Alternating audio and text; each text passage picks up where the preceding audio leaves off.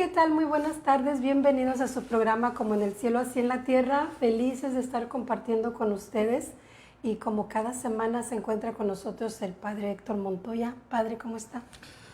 Pati, pues bien, muy bien, gracias a Dios, aquí nuevamente con ustedes y siempre con las ganas y la alegría de poder compartir y de seguir profundizando junto con ustedes en estas verdades tan maravillosas que pues el Señor nos ha dado a través de su sierva, de Luisa, la pequeña hija de su divina voluntad. Y pues aquí estamos nuevamente para comenzar con este programa. Y esta semana, Padre, vamos a continuar hablando de la Eucaristía. Ya este es el tercer programa que tenemos hablando sobre la Eucaristía y el programa de hoy de verdad que está muy, pero muy interesante. Vamos a entender un poco más esa primera comunión de Jesús, el día que Él instituye la Eucaristía y ¿Por qué lo hizo? ¿Por qué lo hizo, verdad? Entonces vamos a estar hablando sobre eso a través de la luz que nos dan estos escritos.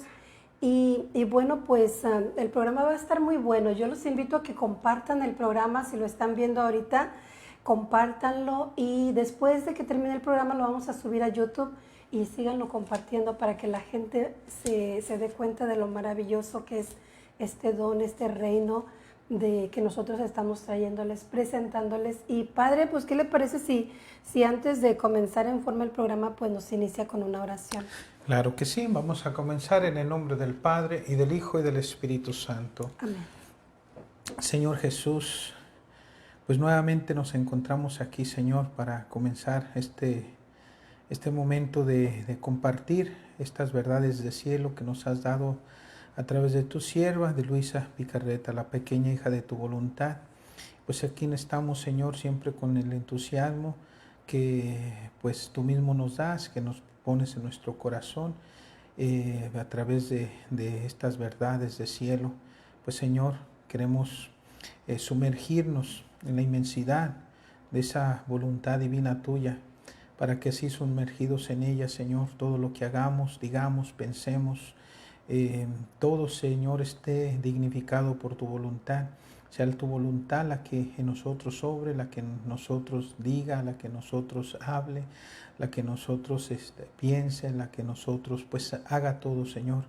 Así es que pues, Señor, por medio de este compartir, queremos ayudarte a que tú tengas tu desahogo de amor, porque así como tú te desahogas en amor a través de tu presencia real en la Eucaristía, cuando te das en aquellos que te aman y que te reciben con amor, también es cierto, Señor, que a través del compartir estas verdades de cielo, de estas verdades de tu voluntad divina, también tienes tu desahogo en amor, porque, Señor, ¿qué es lo que más quieres tú?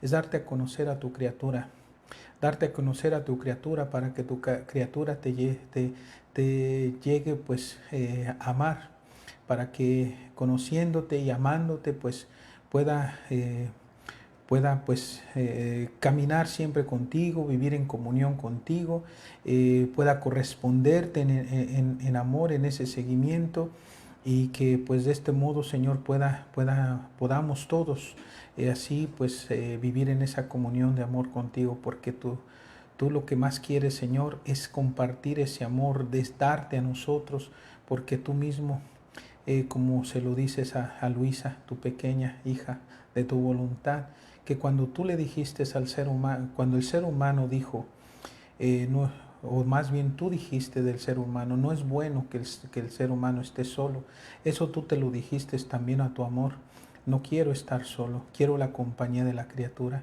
Y bueno, Señor, pues a través de estas verdades, también tú te desahogas, también tú te das, y de ese modo pues vas encontrando la compañía de quienes te van conociendo y te van amando y te van siguiendo. Pues aquí estamos, Señor. Bendícenos con tu presencia siempre, bendícenos con tu amor. Madrecita Santa María, pedimos siempre tu intercesión y que en todo momento pues nos sigas guiando, Señora, al corazón sagrado de tu Hijo amado Jesucristo nuestro Señor. Gloria al Padre y al Hijo y al Espíritu Santo. Como era en un principio, ahora y siempre, por los siglos de los siglos. Amén.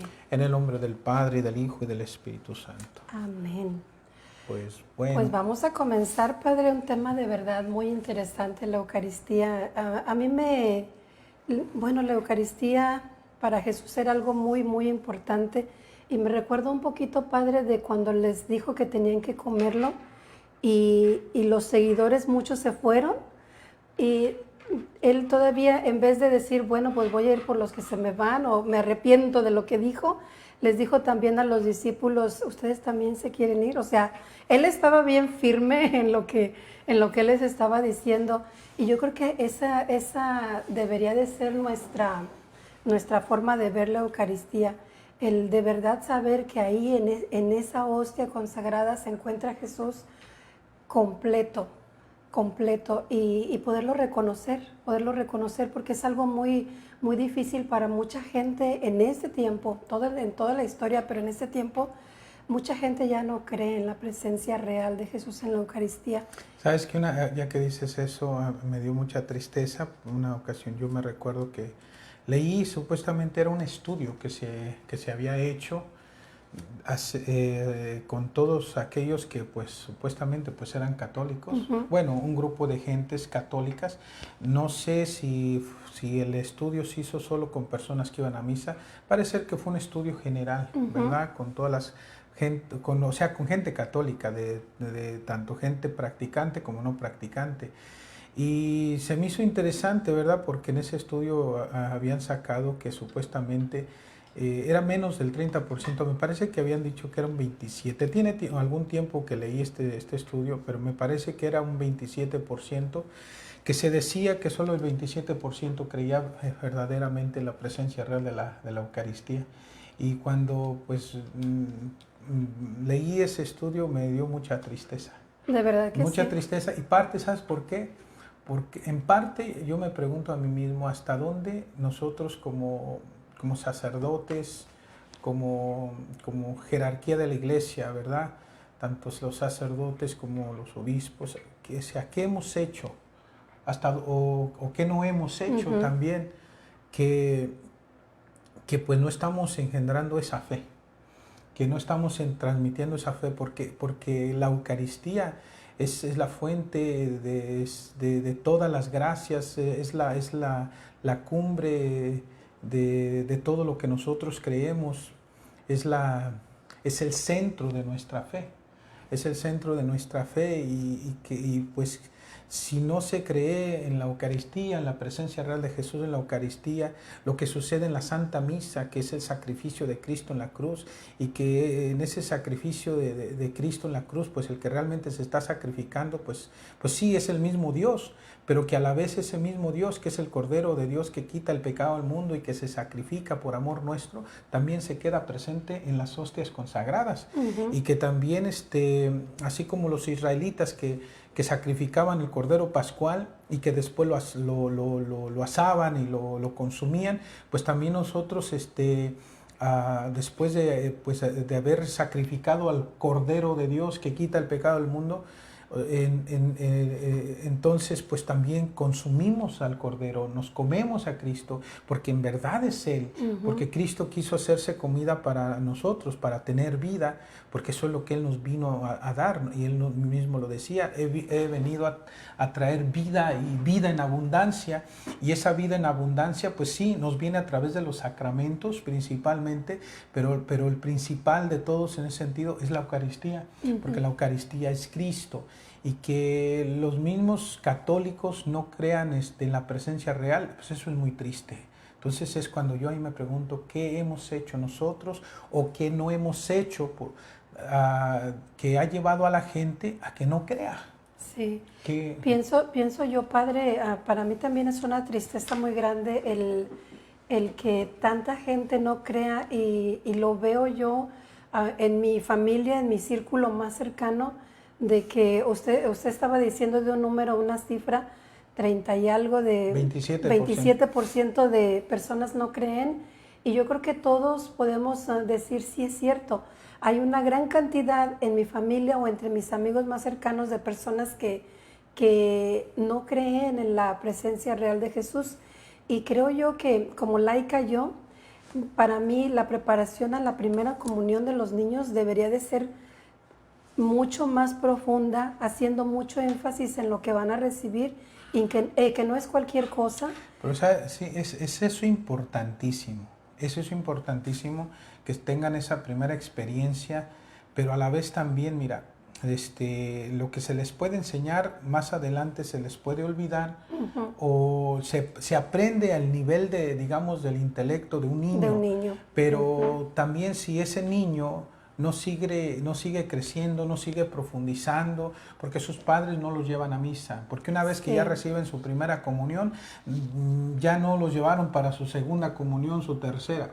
Es muy común que eso suceda, o quizás participen por algún tiempo en la Santa Misa, pero después ya dejan de ir. Entonces, pues se abandona todo, y claro, que no llega uno a profundizar, o sea, semejante misterio de la presencia real de nuestro Señor con nosotros en la Eucaristía. Entonces, pues sí, eso es muy, muy triste, porque pues se ve, digamos, ahora sí que pues la falta de fe, que es por eso yo creo que también en la el mundo falta de conocimiento, está... Padre, la falta de conocimiento. Yo creo que porque no nos hemos educado en la fe y yo creo que no nos hemos responsabilizado. Como adultos ya es responsabilidad personal de cada uno el crecer en la fe, y creo yo que mientras que no agarremos esa responsabilidad y comencemos a estudiar lo que es nuestra fe, no vamos a comprender la grandeza de nuestra religión, la grandeza de todos esos misterios que usted está mencionando. Y pues hoy vamos a hablar del misterio de los misterios, que difícil de entender el cómo Jesús se queda en ese pedazo de pan. Ya que mencionas eso, porque ya lo tocaste tú en un principio, quisiera ir desde las Escrituras. No tengo ahorita una Biblia conmigo, ¿verdad? Pero esto me lo sé de memoria. Okay. Esto me lo sé de memoria. Primeramente, o sea, tener esa conciencia de que es verdad, Cristo está en la Eucaristía, o más bien, la Eucaristía, o lo que más bien conocemos como esa hostia consagrada, es Jesús. Eso, lo primero que hay que tener en mente es que esa hostia consagrada es Cristo. Sí. Punto.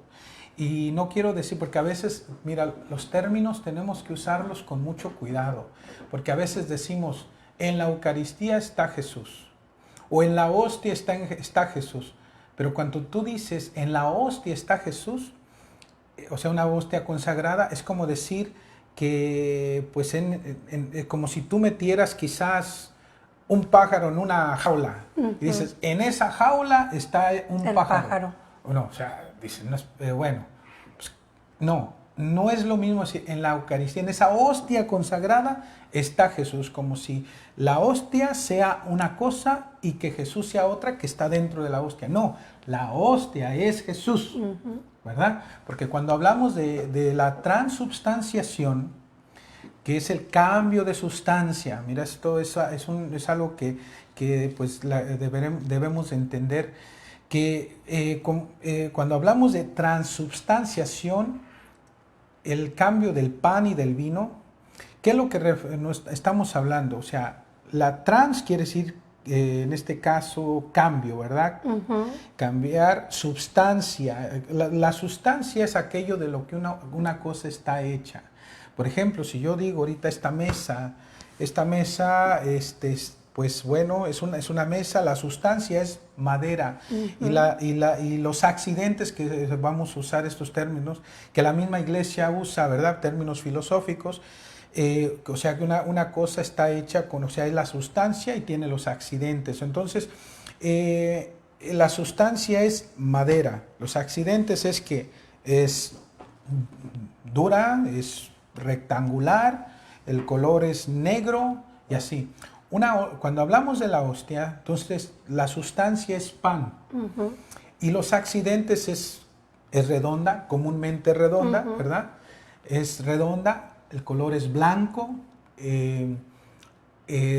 sabe a pan, sí, ¿verdad? Sabe a pan, parece pan, pero una vez ya que ha sucedido el milagro de la transubstanciación, el cambio de la sustancia, cambio del pan en el cuerpo del Señor, entonces ya no es pan, ahora es el cuerpo del Señor, es su carne.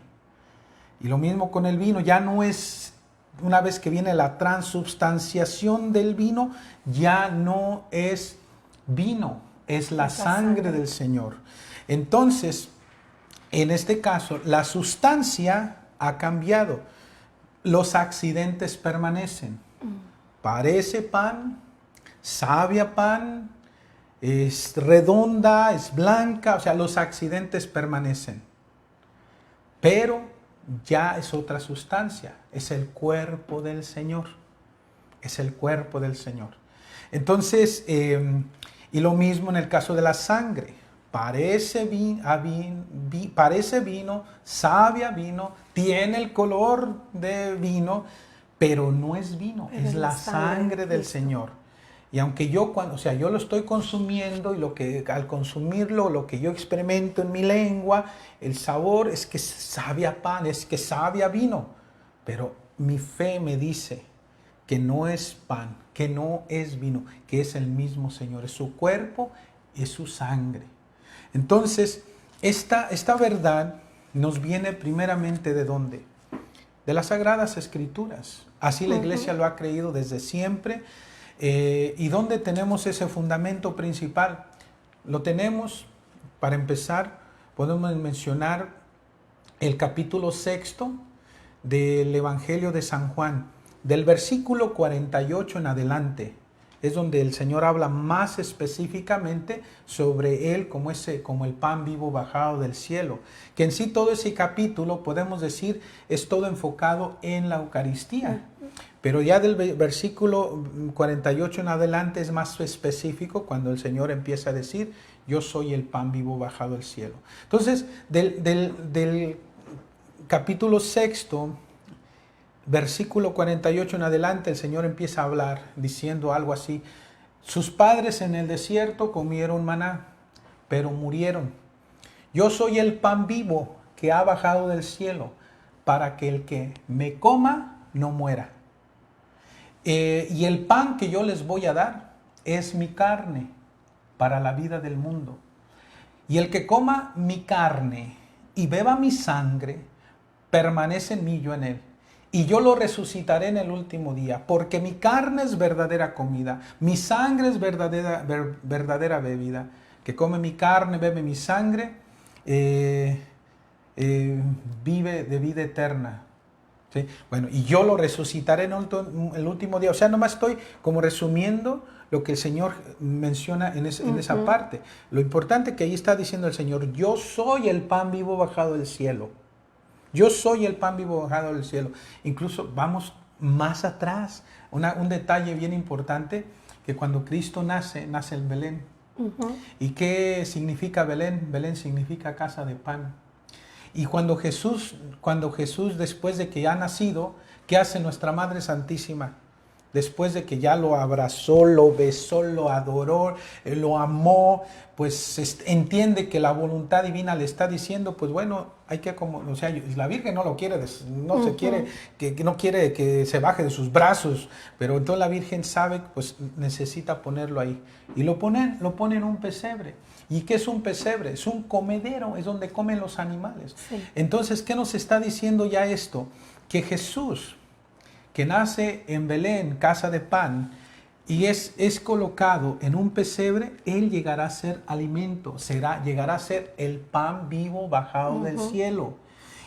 Y Jesús, ¿qué dice? He venido a traer vida y vida en abundancia. Pues esa vida en abundancia pues va a venir principalmente cuando Él se nos dé como ese pan de vida, que lo consumamos en la Eucaristía. Por eso ya nos dirá más adelante lo que acabamos de decir. Yo soy el pan vivo bajado del cielo, el pan de vida eterna. Y el que come mi carne y bebe mi sangre, permanece en mí, yo en él, y yo lo resucitaré en el último día. Y así, el Señor está diciendo que para que nosotros tengamos vida, tenemos que comérnoslo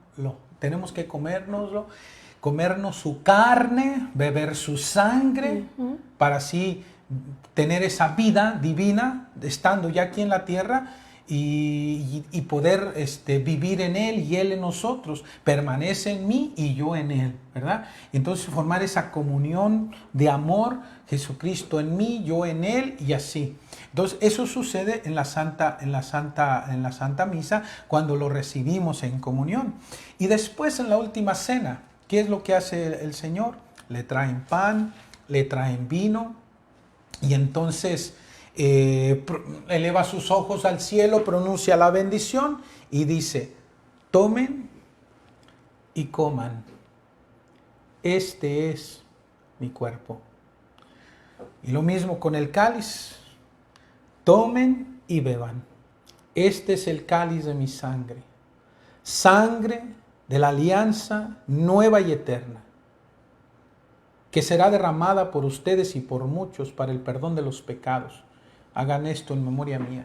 O sea, ¿qué hace el Señor? En la primer consagración que se hace, la primer Santa Misa que se celebra, y que Jesús mismo se tomó a sí mismo, y tomándose a sí mismo, Él mismo se comulgó, y a la vez se dio a sus apóstoles, y según como nos lo dice Luisa también le dio la comunión a su mamá, ¿verdad? Padre, y precisamente tocó como el punto de lo que vamos a hablar hoy, ¿no? El por qué Jesús se comulga en esa primera consagración que Él hace. ¿Cuál es el significado de esa primera comunión, bueno, esa comunión que hace Jesús? Creo yo, sentí como que ahorita que estaba diciendo las palabras, sentí como que estaba en misa, algo muy, muy especial, muy bonito. Pero bueno, pues vámonos a las verdades, Padre, que trae ahora. Creo yo que ya quedó más que explicado el valor de la Eucaristía, y ya lo puso con el Evangelio en la mano, ¿verdad? Aunque no trae la Biblia, pero como dice, se lo sabe. Ya nos quedó claro en la Biblia, en donde dice Jesús lo que es la Eucaristía. Ahora vámonos a los escritos a ver qué es lo que dice Jesús. ¿Qué le dice Jesús a Luisa sobre la Eucaristía también? Pues sí, entonces, bueno, vamos a leer algunas verdades acerca de esto, pero ya ahora sí, como asumiendo que todos los que nos están escuchando, pues tenemos esa fe que en verdad Cristo pues está presente. Allí en esa presencia real soy en la Eucaristía, que Él es Él mismo, que es el Señor, ¿verdad? Y entonces, ya asumiendo que es el Señor el que está encerrado allí en los tabernáculos, que esas hostias consagradas son Él mismo, y cada hostia es un Jesús mismo, ¿verdad? Es interesante cómo cada hostia es todo Jesús, ¿verdad? Y que a la vez esté en cada una y en todas a la vez. Eso solamente podemos decir que eso sucede por un milagro de la omnipotencia de nuestro Señor, pero eso es verdad, porque está tanto en una hostia, todo completo, como en todas las hostias que existan en el mundo entero, a la vez también. Y muy importante lo que explicó, Padre, sobre el que no se mete Jesús a la Eucaristía, la hostia, no se mete, no es un ingrediente más que se pone, sino que es un cambio total, ya es Jesús. Podemos decir más bien que Jesús se esconde en los accidentes, ¿verdad? Sí. Porque los accidentes siguen ahí. Y cuando hablamos de accidentes, no estamos hablando de un accidente de alguien que chocó, ¿verdad? No, sino son términos filosóficos que se usan, ¿verdad? Pero en este caso el accidente se refiere digamos, al color, a la forma, al sabor, a todo eso, ¿verdad? Lo que pues hace que, o sea, que digamos, esa misma hostia, que le da esa forma, ese sabor, pero que a la vez esa hostia pues que en un principio ya es pan, en la transubstanciación ya no es pan, sino que ahora es el cuerpo del Señor. Entonces, y no es de que Jesús como que llegó y se encerró en una hostia, y ahí está en la hostia. No, la hostia es Cristo. La hostia es Cristo, la hostia es Él, ¿verdad? La hostia es Él. Y si se esconde, digamos, se esconde toda su divinidad, todo su poder, toda su gloria, su majestad, todo su ser, se esconden los accidentes y queda en forma de una hostia. Así, en una hostia. Esto es un milagro tremendo, pero así es. Y muy importante también entender que Él tiene un propósito del por qué está ahí, y es para alimentarnos. Él está esperándonos. Está esperando a que vayamos a comulgarlo o a visitarlo, aunque sea en el sagrario, ¿no? A todo ese Dios, ya sabemos dónde encontrarlo. Muchas veces estamos buscando por donde no está, inclusive en las cosas muy buenas y santas, pero sabemos dónde lo podemos encontrar completito. Ahí está. Claro que sí. Pues bien, estábamos mencionando cómo Jesús en esa última cena, cuando consagró por primera vez el pan y el vino en su cuerpo y en su sangre, y que tomándose a sí mismo, se comulgó a sí mismo. Y bueno, la pregunta surge de esto, lo que habías dicho, ¿por qué Jesús se comulgó a sí mismo? Porque para Él era necesario hacerlo, no siendo Él Dios. Exactamente, porque él solo. Exactamente, ¿por qué no? Él solo le dio la comunión a los apóstoles y se la dio a su mamá, porque pues, no solamente a ella y a los discípulos. ¿Por qué? Porque Jesús se quiso comulgar a sí mismo. Se comulgó a sí mismo. Pues bien, aquí el Señor nos va a dar luz acerca de la razón por la que Él se comulgó a sí mismo. Y bueno, esta verdad que les voy a compartir se encuentra en el volumen 15 y es la número 30. Es el volumen 15 y la verdad número 30, junio 18 de 1923. Está Luisa diciendo lo siguiente: me sentía toda absorbida en la santísima voluntad de Dios, y el bendito Jesús me hacía presentes como en acto todos los actos de su vida sobre la tierra, y cómo lo había recibido sacramentado en mi pobre corazón, me hacía ver cómo en acto, en su santísimo querer, cuando mi dulce Jesús, instituyendo el santísimo sacramento, se comulgó a sí mismo. Cuántas maravillas, cuántos prodigios, cuántos excesos de amor en este comulgarse a sí mismo. Mi mente se perdía en tantos prodigios divinos, y mi siempre amable Jesús me ha dicho: hija querida de mi supremo querer, mi voluntad contiene todo. Conserva todas las obras divinas como en acto, y nada deja escapar.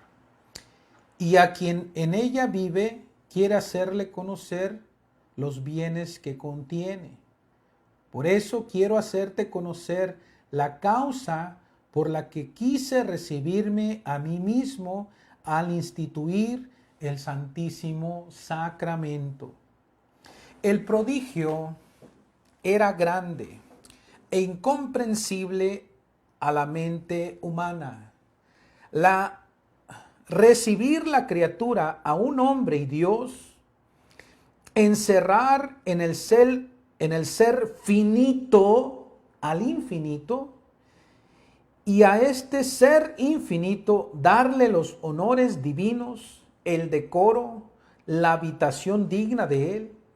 Era tan profundo e incomprensible este misterio que los mismos apóstoles, mientras creyeron con facilidad en la encarnación y en tantos otros misterios, delante a este quedaron turbados y su inteligencia se resistía a creer.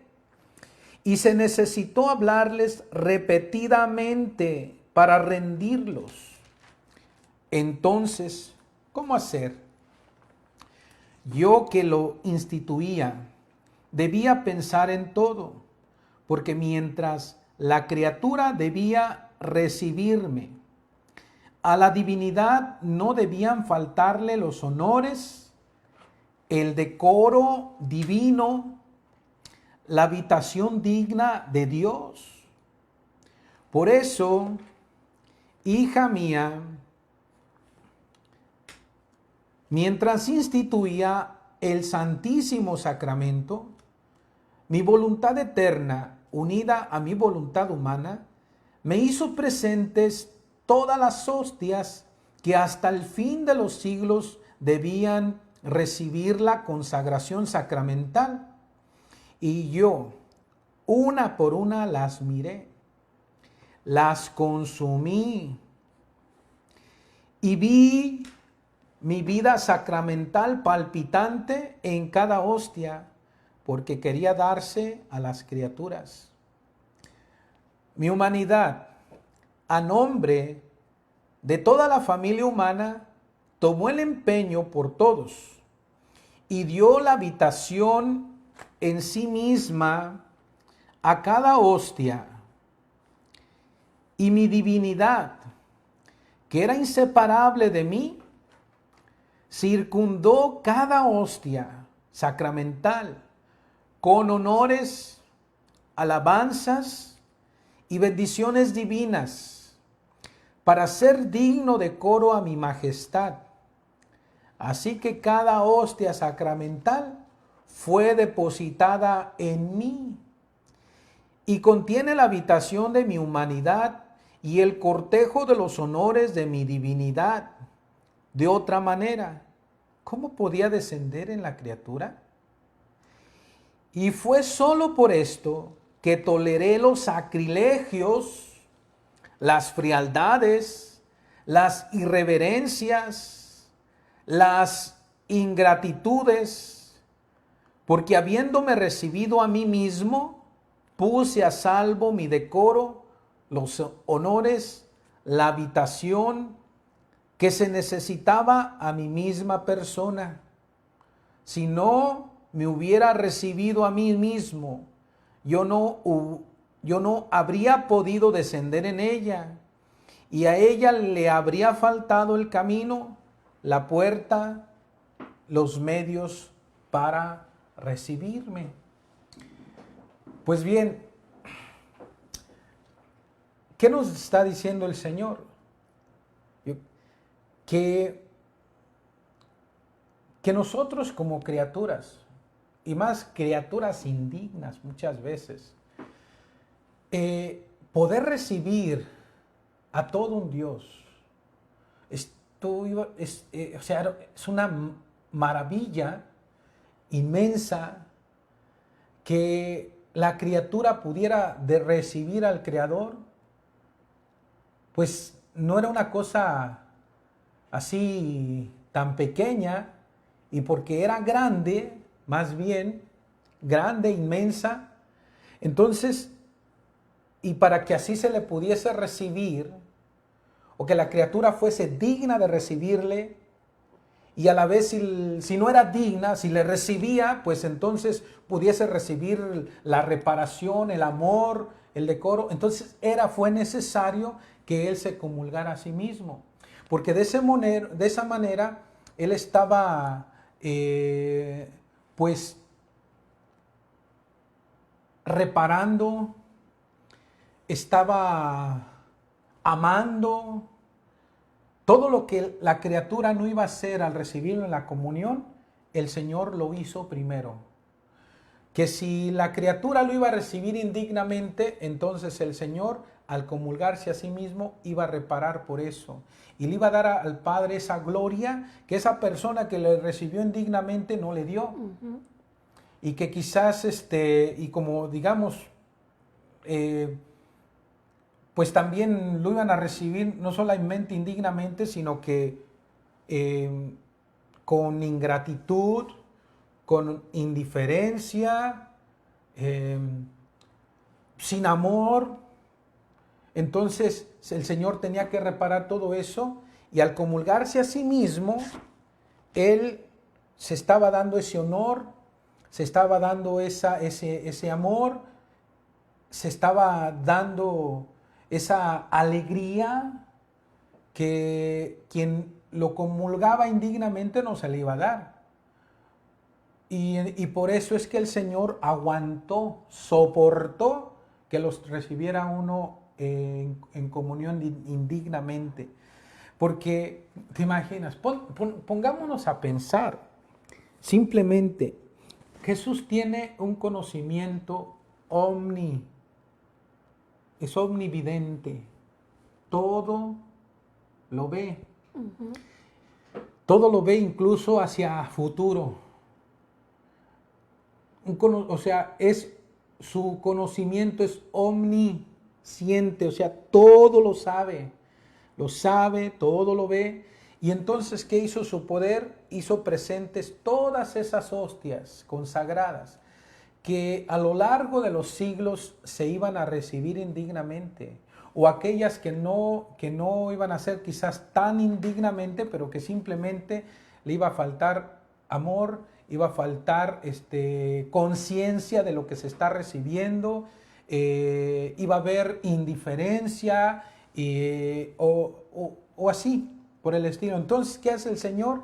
Al ver todas estas hostias donde Él no iba a recibir esa gloria, entonces el Señor se comulga a sí mismo, y al comulgarse a sí mismo repara por todos aquellos que iban a cometer todos esos males contra su presencia real al recibirlo en comunión indignamente o con indiferencia o sin amor, sin respeto y así.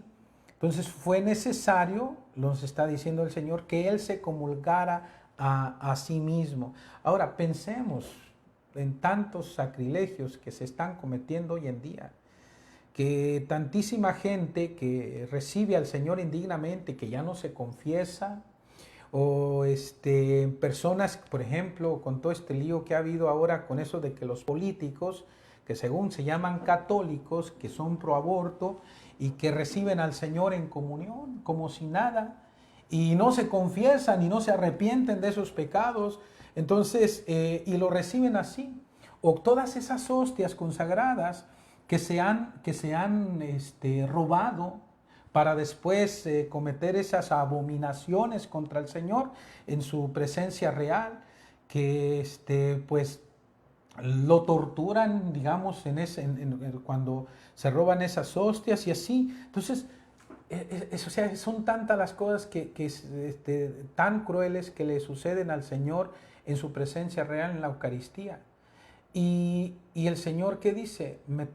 Que al comulgarse a sí mismo, entonces Él reparó por todo eso y se dio esos honores, esas alabanzas, esas bendiciones, ese amor, esa adoración que no se le iban a dar. Aquí viene otra pregunta, Padre. Creo que esta verdad nos da mucha luz para entender el por qué era tan necesario el que Jesús se comulgara en esa primera vez. Y ya en esa comunión Jesús tomó en cuenta todas las comuniones que iba a haber de ahí en adelante hasta el fin de los tiempos, ¿no? Entonces entraría una segunda pregunta. Si ya Jesús le dio a Dios, a nuestro Padre Dios, el honor, el decoro, el amor, por todas las comuniones que, por ejemplo, yo debería de tomar en toda mi vida, entonces, cuando yo voy y comulgo, ¿cómo debo de comulgar para darle ese extra a Dios? Porque Jesús ya le dio todo el decoro, todo el amor, todo por esas comuniones, pero ahora ya en ese tiempo actual, en mi tiempo actual, yo podría darle un poco más a Dios con mis comuniones. Y ¿sabes qué? Eso el Señor se lo dice a Luisa en otro momento, cómo hay que comulgarlo. Porque si aquí el Señor le dice que se comulgó a sí mismo para así reparar por todos esos sacrilegios, frialdades, irreverencias, esas faltas de respeto, ingratitudes, esa falta de reconocimiento de su presencia real, y así. Entonces, si Él dice que se comulgó a sí mismo para entonces reparar por todo eso y darse a sí mismo ese decoro, esas alabanzas, ese amor, esos honores, esas bendiciones divinas. Entonces, si en este caso el Señor está diciendo eso, para cuando se le ha recibido indignamente o se ha pecado contra su presencia real en la Eucaristía, entonces también el Señor le dice a Luisa, de algún modo, que también se comulga a sí mismo por aquellos que no lo comulgan. Porque nuevamente, vuelvo a mencionar, que esto lo he mencionado anteriormente, que ahorita podemos decir que los dos modos principales por los cuales Cristo se desahoga en amor, primero es la Eucaristía. Es cuando Él se da en la Eucaristía, porque en la Eucaristía, o sea, es Él mismo, y Él se da todo a la criatura. O sea, el Creador que se esconde en esos accidentes, ¿verdad? El Creador que se esconde en esos accidentes y que esconde todo su poder, todo su amor, toda su majestad, todo su ser, se da todo a su criatura en comunión, para entrar en esa comunión de amor. Entonces, pues al darse el Señor se está desahogando en amor. Desahogando esa es una amor. manera en la Eucaristía. Entonces la Eucaristía es un modo que Jesús se desahoga en amor en su criatura. Y el desahogo lo encuentra cuando hay correspondencia de amor, porque si no hay correspondencia de amor, entonces no hay desahogo. Más bien es un amor, ¿cómo podemos decir? Reprimido, lo cual hace sufrir tremendamente al Señor porque no encuentra la correspondencia de amor cuando Él se da en amor. Claro que el Señor se da en amor de muchísimos modos, pero el principal, podemos decir, es la Santa Eucaristía, la Santa. Pero junto con la Santa Eucaristía, y no en menor grado, como lo podemos ver también que se lo dice a Luisa, es cuando el Señor se desahoga dando estos conocimientos de su voluntad. O sea, dándose a conocer Él. Sí. Dándose a conocer Él cuando por medio de estas verdades, pero podemos decir en sí todas las verdades que tienen que ver con Él como Dios que es. Todas las verdades, porque ahí pueden entrar las mismas escrituras, donde Él a través de la Santa Escritura se da a conocer.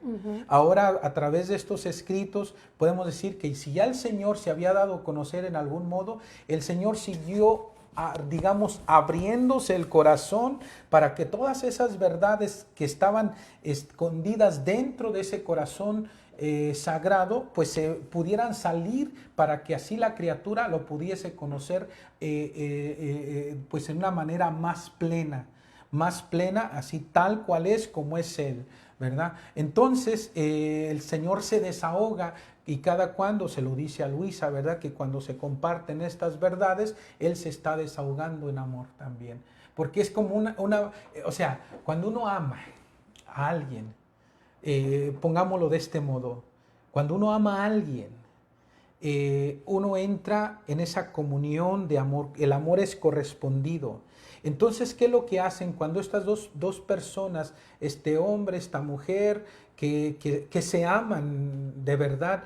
Entonces, hay como esa comunión de amor, y en esa comunión, ¿qué es lo que hacen? Se autorrevelan, se dan a conocer.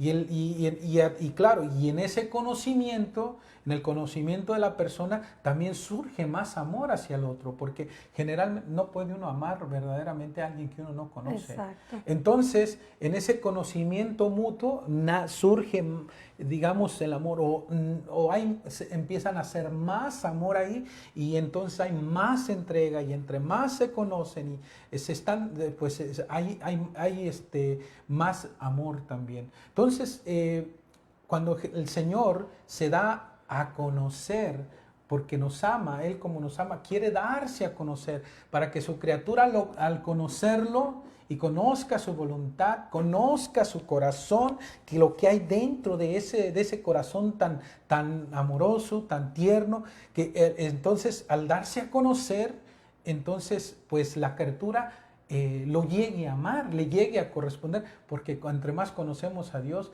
más lo amamos.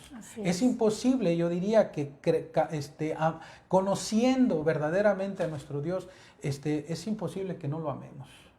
Cuando ya lo llega uno a conocer en verdad, y más en esa intimidad, a través de las Santas Escrituras, a través de sus revelaciones y todo, pero en esa intimidad de corazón a corazón, entonces ahí surge ese amor, y en esa intimidad pues que hay, pues entonces digamos que hay comunión, es una comunión de amor. Entonces que el Señor se desahoga al darse en comunión. Claro, se desahoga en todos los sacramentos, porque en los sacramentos el Señor se da, pero a la vez es un amor que muchas veces no es correspondido. Y entonces, pero donde encuentra ese desahogo y ese descanso es en las almas que lo aman. Y también al darse a conocer a través de esos, digamos en este caso, de estos escritos, pues entonces, y que la persona corresponde, se interesa, quiere seguir leyendo, quiere seguir conociendo, y ahora quiere vivir lo que se le está transmitiendo a través de estas verdades, el Señor encuentra su alegría, encuentra esa paz y ese descanso que quiere encontrar en cada uno de nosotros, en cada criatura. Y así, pues bien, entonces, como decíamos, a través de esta verdad, ¿qué nos dice el Señor? Que Él se recibe a sí mismo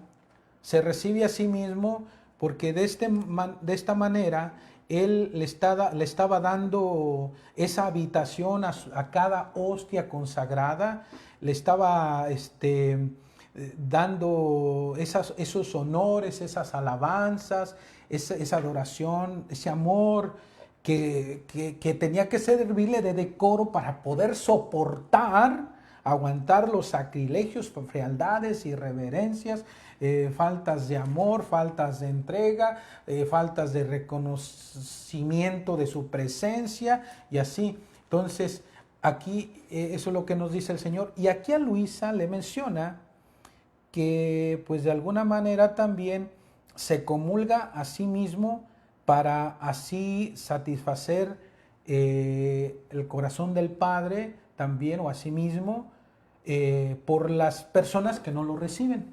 Uh-huh. Entonces, las personas que no comulgan. Las otras son las que comulgan, digamos, indignamente, uh-huh, sin amor, sin reconocerlo en su presencia, con indiferencia, o por aquellos que cometen sacrilegios, lo que sea, ¿verdad? Uh-huh.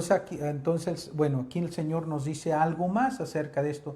Esta verdad se encuentra en el volumen 11 y es la número 131, septiembre 8 de 1916. Dice Luisa: esta mañana, después de la comunión, sentí que mi amable Jesús en modo especial me absorbía toda en su querer y yo nadaba dentro de él. Pero ¿quién puede decir lo que yo sentía? Yo no tengo palabras para expresarme. Y Jesús me dijo: hija mía, por cuánto tiempo el alma está en mi voluntad, tanto de vida divina puede decir que hace en la tierra. Oh, cómo me agrada cuando veo que el alma entra en mi voluntad para hacer vida divina. Mucho me agrada ver a las almas que repiten en mi voluntad lo que hacía mi humanidad en ella. Yo hice la comunión, me recibí a mí mismo en la voluntad del Padre, y con esto no solo reparaba todo, sino que encontrando en la divina voluntad la inmensidad, la omnividencia de todo y de todos, por eso yo abrazaba a todos, me daba en comunión a todos, y viendo que muchos no habrían tomado parte en el sacramento, y al Padre ofendido porque no querían recibir la vida, yo daba al Padre la satisfacción, la gloria, como si todos hubieran recibido la comunión, dando al Padre por cada uno la satisfacción y la gloria de una vida divina. Entonces aquí nos está diciendo el Señor que también se recibió, porque hay muchas personas que no lo reciben. Pues ¿cuántos? Solo pongámonos a pensar solo en los católicos. ¿Cuántos católicos que no viven su fe y que no lo reciben en comunión? ¿Cuántos? Y cuántos también que van a la Santa Misa y tampoco lo reciben porque están en un cierto pecado, aunque bueno, es muy común que en otras misas, ¿verdad? Los hispanos, yo veo que hay más sentido de conciencia de lo que es el pecado, y si saben que están en un pecado grave, comúnmente no van a comulgar. Pero es común también que en las otras misas pues no haya esa conciencia y todo el mundo siempre va a comulgar, aunque no vayan a un confesionario, aunque tengan mucho tiempo sin ir a la Santa Misa, y el día que van simplemente comulgan y así.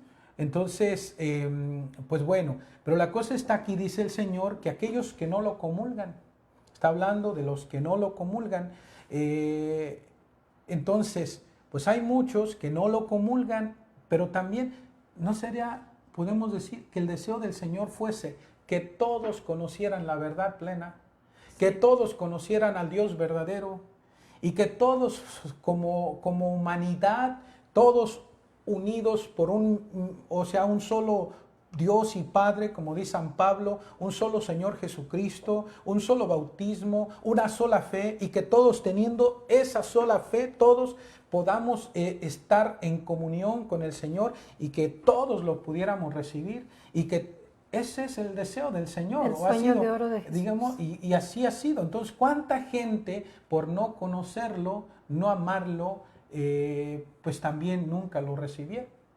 Y por no pertenecer a la misma fe también, exacto, por tener otras religiones y eso, que todos pues fueron creados por nuestro Dios, y que el deseo del Señor es que todos lo hubiesen conocido y amado, y todos lo hubiesen comulgado también. Entonces, como hay tantísima gente que no lo conoce, no lo ama, no lo sigue, que pertenecen a otras religiones, o pertenecen a otras iglesias, que son cristianos, pero no tienen la fe verdadera, y otros que sí, pues sí, según sí pertenecen, pero que están alejados, que no viven su fe, y otros que sí, quizás intentan, van a misa, pero muchos tampoco lo reciben. Entonces hay muchísima gente que no comulga a Cristo. Entonces, ¿qué hace el Señor? Dice el Señor que Él se comulgó en su voluntad. Y como todo lo que se hace en la voluntad de Dios, todo es inmenso, eterno, infinito. Entonces, al comulgarse a sí mismo, entonces Jesús reparó al Padre por todos aquellos que no lo han comulgado, o no lo están comulgando, o no lo comulgarán.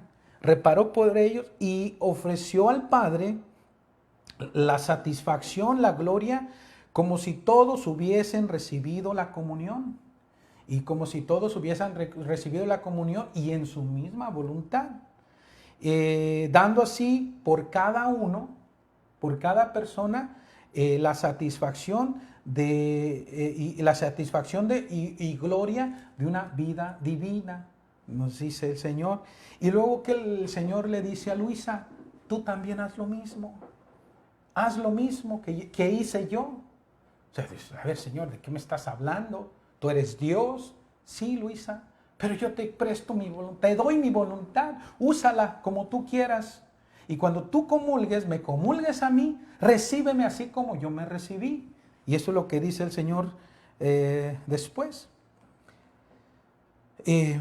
También tú recibes la comunión en mi voluntad, repite lo que hice yo. Y así no solo repararás todo, sino que me darás a mí mismo a todos como yo quería darme a todos.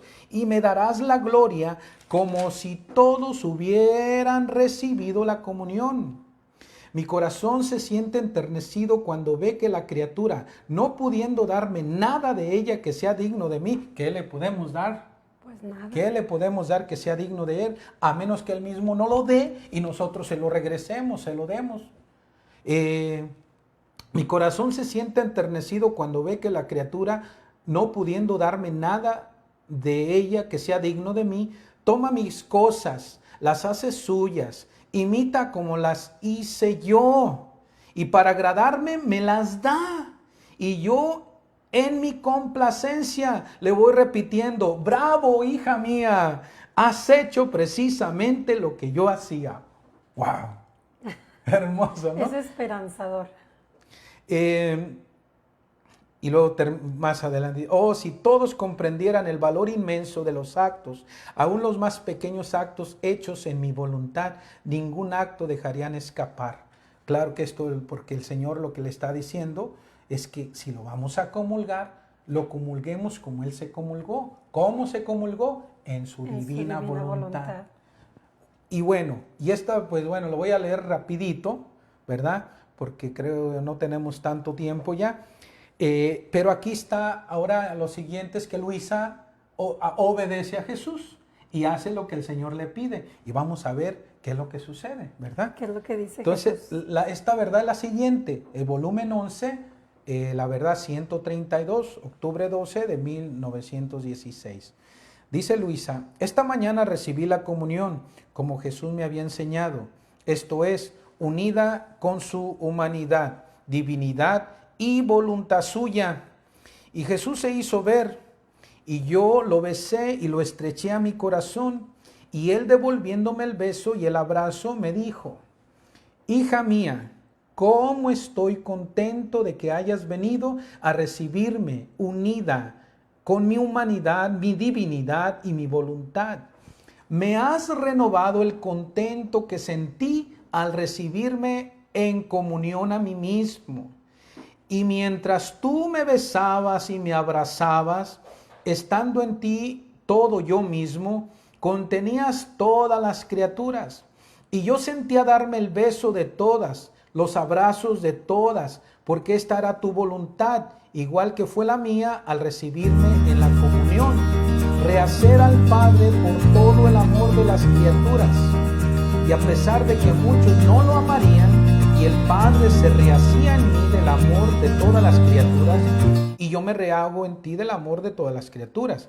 Y habiendo encontrado en mi voluntad quien me ama, me repara a nombre de todas, porque en mi voluntad no hay cosa que el alma no pueda darme, me siento amar a las criaturas a pesar de que me ofendan, y voy inventando estratagemas de amor en torno a los corazones más duros para convertirlos. Solo por amor de estas almas que hacen todo en mi querer, yo me siento como encadenado y raptado y les concedo los prodigios de las más grandes conversiones. Pues bien, ya Luisa lo ha hecho, ya comulgó en la voluntad del Señor. Ahora dice el Señor que él ha experimentado esa misma alegría que él experimentó cuando él se comulgó a sí mismo.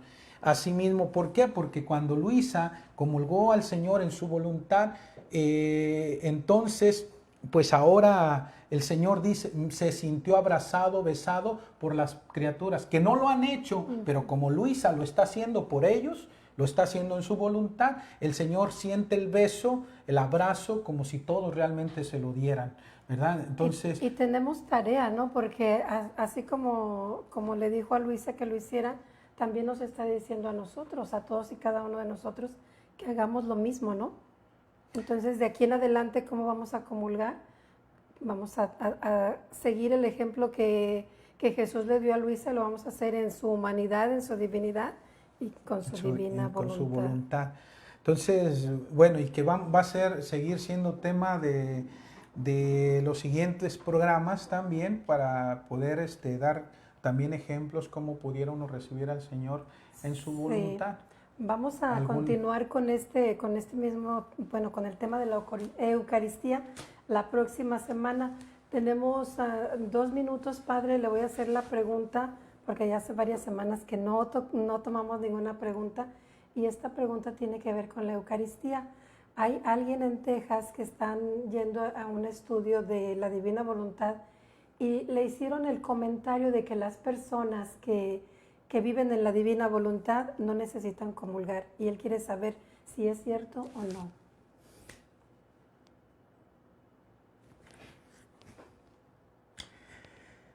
en los errores que se caen, en los errores que se caen.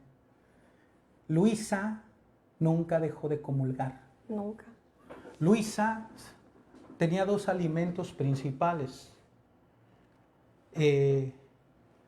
Claro, la santa voluntad de nuestro Señor, como fue el alimento de nuestro Señor, que incluso le dijo a sus discípulos: yo tengo otro alimento que ustedes no conocen, mi alimento es la voluntad de mi Padre, llevar a cabo su obra. Sí, el alimento de Luisa es la divina voluntad, todas estas verdades que son alimento para su alma. Pero Luisa recibía la comunión todos los días. Por más de 50 años solo recibió la comunión, o sea, tenía ese otro alimento, porque la Eucaristía es Cristo. O sea, como que no cometan estos errores garrafales, porque son errores muy serios y que ya van contra la enseñanza de la iglesia. No. Pues, el Señor no vino a cambiar la enseñanza de la iglesia, porque la enseñanza de la iglesia es la verdad. No, estamos profundizando lo que ya nosotros creemos, lo que ya se nos ha transmitido. Entonces es lo que estamos haciendo principalmente. Y decir que ya no ya no tiene que recibir la comunión, por favor. Incluso en el cielo nuevo, tierra nueva, seguirá habiendo sacerdotes y se seguirá consagrando el pan y el vino para que se convierta en el cuerpo y la sangre del Señor. Y la Santa Eucaristía seguirá siendo nuestro alimento en el cielo nuevo, la tierra nueva. O sea, cuando el reino de Dios venga, ese reino que estamos pidiendo en el Padre Nuestro, venga a nosotros tu reino, o sea, y hágase tu voluntad como en el cielo, en la tierra. O sea, en este reino de la divina voluntad aquí en la tierra se seguirá comulgando al Señor. Se seguirá recibiendo en comunión. Esos dos alimentos no van a faltar. El alimento de su palabra, que en este caso el alimento de su palabra y de estos escritos, que incluye también estos escritos, que no solamente será esto. ¿Será que la Biblia ya desaparecerá o qué? Pues no, ¿verdad? Entonces, o sea, que es el alimento de su palabra. Y esto pues también podemos decir, pues es palabra de Dios. Claro que no es una revelación pública, pero son revelaciones del Señor. Y se seguirá comulgando al Señor. O sea, eso es lo que va a suceder, ¿no? Hay que comulgar al Señor, hay que comulgarlo. Y pues y cualquiera que diga otra cosa no viene de Dios. Son errores que se cometen, ¿verdad? Y no, eso, yo creo que por eso es importante que cuando hay grupos, tengan la guía siempre de un sacerdote.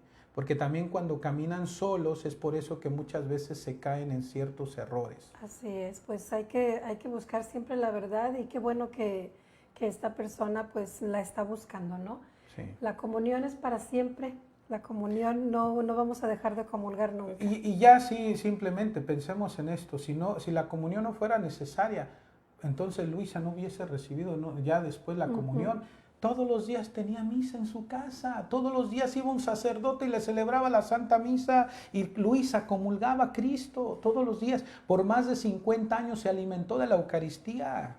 Más bien lo que deberíamos de hacer todos los que estamos leyendo el libro de cielo es tratar de ir a misa más, como usted muchas veces nos dice, hay que ir a misa diario si es posible, lo más que podamos y recibir la Eucaristía. Y ahora que si va uno a comulgar, porque eso es el punto también, comulguémoslo ahora, pero en su voluntad.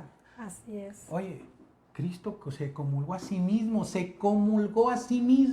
la Eucaristía, si entonces no fuera necesario, Cristo siempre vivió la voluntad, ¿no? Siempre su voluntad misma, Él vive en su voluntad, es su voluntad de Él, para que se comulga si no la necesita. Y sin embargo Jesús se comulgó a sí mismo. Y la Virgen Santísima, que siempre vivió la divina voluntad, siempre comulgó a su Hijo después de que pues Jesús partió al cielo, viviendo con Juan, el discípulo amado, ¿verdad? Sí, cada que la Virgen asistía siempre a misa, siempre comulgaba a su Hijo. Creo que estos programas de la Eucaristía eran necesarios y están sirviendo muchísimo de mucha luz a toda la gente que tenemos ciertas dudas, ¿no? Pues muchas gracias, Padre, por contestar la pregunta. Nos despedimos con su bendición. Bueno, es que me apasiona. Son cosas que no se deben de caer en esos errores, pero bien. Señor, esté con ustedes. Y con tu espíritu. La bendición de Dios Todopoderoso, el Padre y el Hijo, y el Espíritu Santo descienda sobre ustedes y permanezca por siempre. Amén. Pues muchísimas gracias, Padre. Muchas gracias a todos. Compartan el video y nos vemos la próxima semana.